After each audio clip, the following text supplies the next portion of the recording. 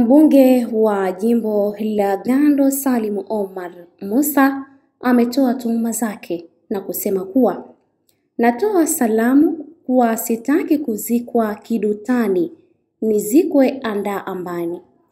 Hassan Shaibu, kama wanataka kuchukua roho yangu wachukue.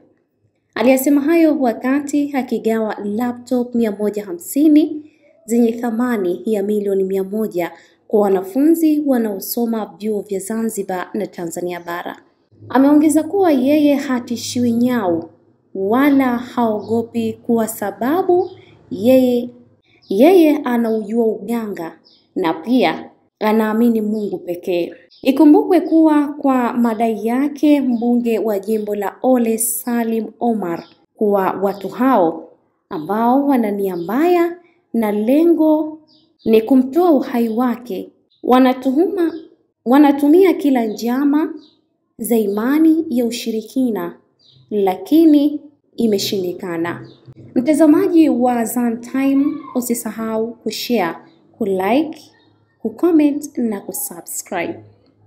Mbunge wa jimbo la Gando Salim Omar Musa ametoa tuhuma zake na kusema kuwa natoa salamu kuwa sitaki kuzikwa kidutani, nizikwe Andaa Ambani. Hassan Shaibu, kama wanataka kuchukua roho yangu wachukue.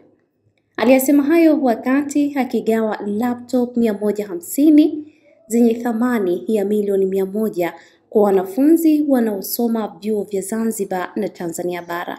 Ameongeza kuwa yeye hatishiwi nyau wala haogopi kwa sababu yeye anaujua uganga na pia anaamini Mungu pekee. Ikumbukwe kuwa kwa madai yake mbunge wa jimbo la Ole Salim Omar kuwa watu hao ambao wana nia mbaya na lengo ni kumtoa uhai wake wanatumia kila njama za imani ya ushirikina, lakini imeshindikana.